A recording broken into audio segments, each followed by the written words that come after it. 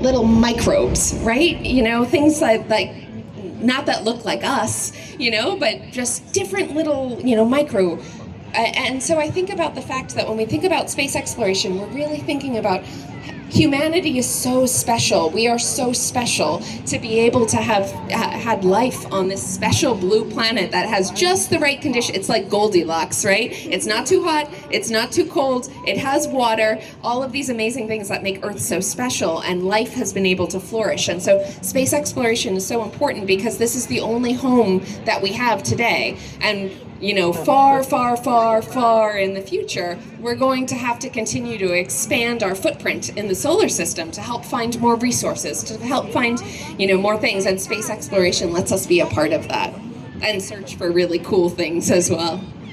Hi, my name is Silas, and I'm wondering, how long did the trajectory take?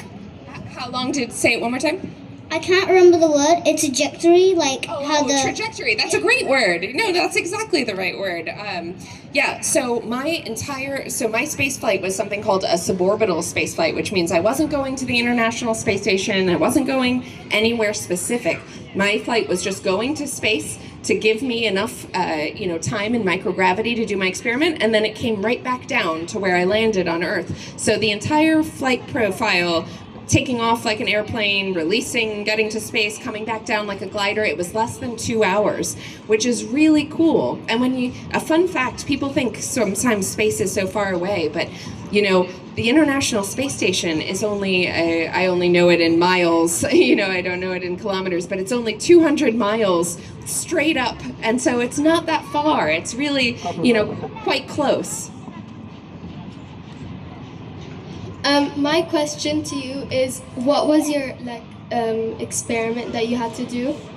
Absolutely. So I carried 3 experiments with me to space. The first one was something called a continuous glucose monitor, and that was something that was implanted in my arm. It's a medical device that helps people understand their blood sugar. Like when you eat a lot of sugar, if your blood pressure goes up, or if you haven't eaten enough and your blood sugar goes low, it's very important for our bodies. And this was one of the first times that we've had a continuous glucose monitor, a CGM, in space. And that's really important because there's a lot of different people who dream of becoming an astronaut, and if we can help make space a little bit more accessible to people who have different medical histories, that's really exciting and opens up access to space. So I was researching, how does space affect insulin and blood sugar? And then I also had a smart shirt on, and it was basically a smart shirt that was fitted with a ton of sensors. It's called the Astroskin, and it was monitoring how my body was reacting to flight. That Astroskin is currently worn by astronauts on the International Space Station, but my flight was the first time we wore it during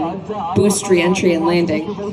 And then the third experiment, really briefly, was something called a fluid experiment. So I was free-floating a cylinder that had liquid in it, and it was designed to see how does liquid behave in microgravity, and it's really important for safety. A few years ago, there was an astronaut on the International Space Station that was doing a spacewalk, and all of a sudden, fluid started leaking from his life support system into his helmet, and he couldn't see. And imagine, you're doing a spacewalk in space, and there's liquid pooling in your helmet, and we didn't yet understand how exactly liquid behaves. And so we need to much better be able to predict and control how fluid behaves in a zero-gravity environment so that we can design better life support systems.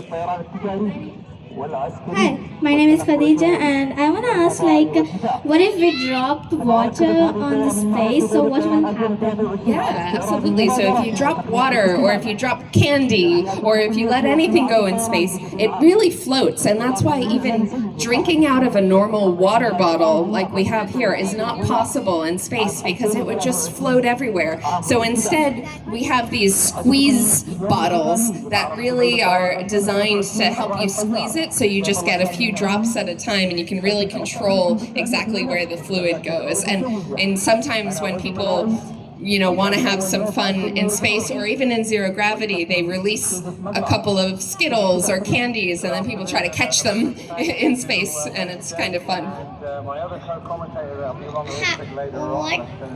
Did you eat anything in space? I did not eat anything during my space flight, but I carried a piece of chocolate in my pocket, and it was a really fun. It was an astronaut chocolate. It's something that I ate before I went up, and there's a company that's designing new food for astronauts, because when you go to space, you have to be really careful about crumbs, because everything that's crumbly, like you can't eat normal bread in space. So instead, people use tortilla wraps, because the crumbs will float and they might get into really delicate machinery in the space station or in a spacecraft. And so I was testing a brand new type of chocolate that doesn't crumble but still tastes really good. And when I came home, I shared it with my daughter, and we both ate a little piece of space blown chocolate, and it was the best chocolate I ever had.